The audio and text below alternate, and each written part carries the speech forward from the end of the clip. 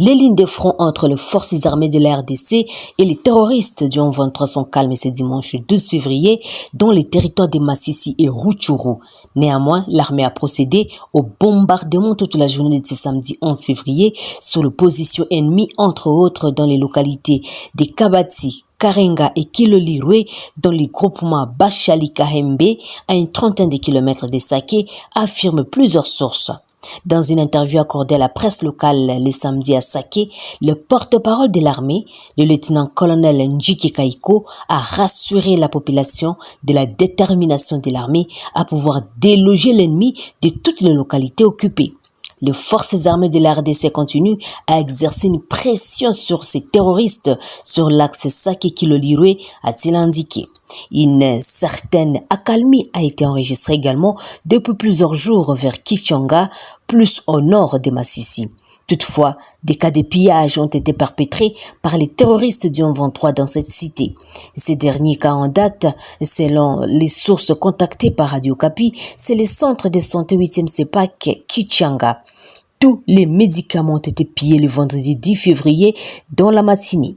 La situation reste incertaine dans les territoires de Rutshuru où règne une psychose dans la région de Bambo et Kibirizi et les habitants craignent d'éventuels combats entre les M23 et les groupes armés. Au moins 18 combattants des M23 auraient été tués dans les bombardements de forces armées congolaises le vendredi 10 février 2023 à Kahumiro, à 5 km de Kibirizi. L'armée a repris Kahumiro, selon une source sécuritaire dans la zone.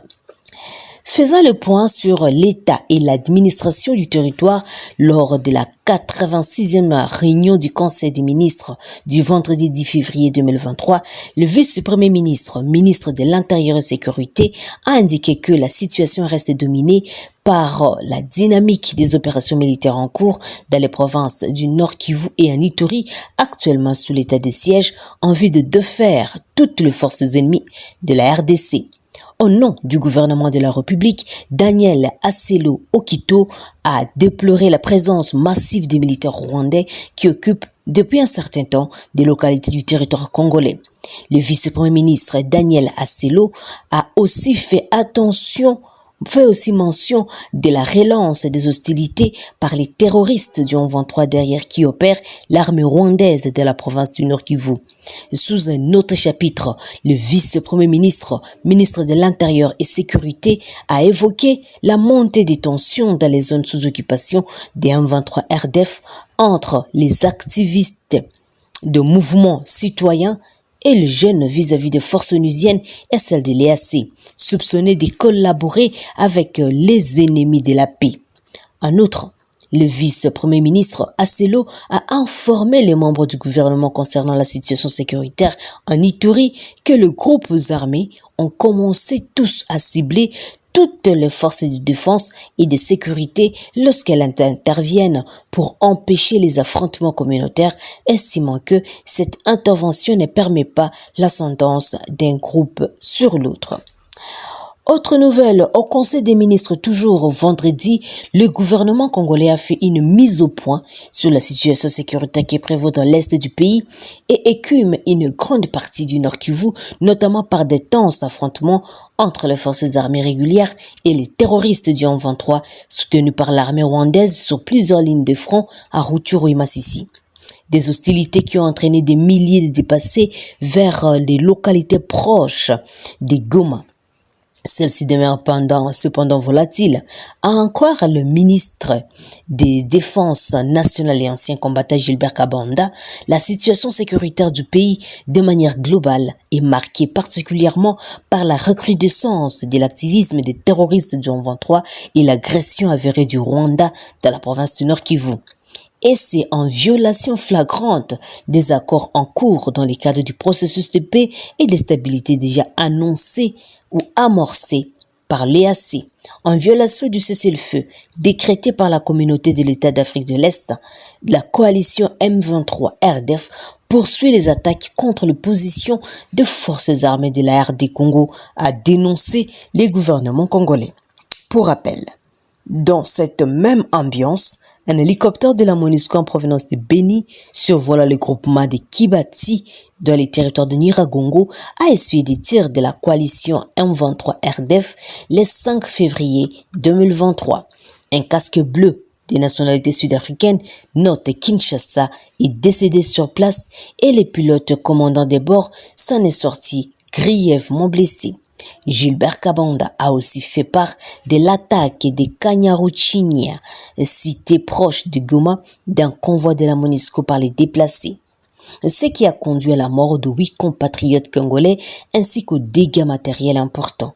Ainsi, face à cette situation sécuritaire toujours alarmante dans le Nord Kivu, Kinshasa a rassuré la détermination de notre armée à poursuivre sans désemparer la défense de l'intégrité de notre territoire pour le retour de la paix et de la sécurité dans cette partie du pays, lit-on dans les comptes rendus qui a sanctionné cette 86e réunion des ministres. Par ailleurs, au sujet de la situation à Kwamut, dans la province du Mai-Ndombe, le gouvernement congolais a précisé que la situation est sous contrôle de forces armées, de défense et de la sécurité. Autre nouvelle, la société civile du territoire de Beni appelle les forces armées de la RDC et FARDC d'étendre les opérations militaires contre les terroristes et les rebelles des ADF dans la partie ouest de ces territoires. Nous demandons que les commandements des opérations conjointes UPDF et FARDC puissent élargir cette fois-ci ces opérations conjointes dans les autres entités du territoire de Beni, notamment la partie ouest de la route nationale numéro 4, a déclaré le premier vice-président de la société civile, Richard Kirimba, devant la presse le vendredi 11 février à Oicha, une commune rurale et chef-lieu du territoire de Beni.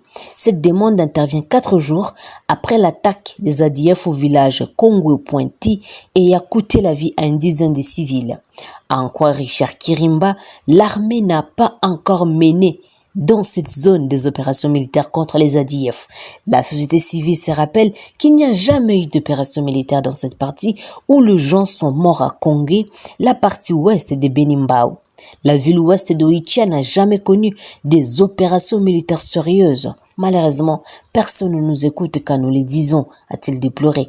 Les responsables du secteur opérationnel Sokola 1 Grand Nord n'ont pas encore réagi à cette demande. En province de l'Ituri, découverte depuis une semaine d'une bombe à Masumbuko dans les territoires de Djougou.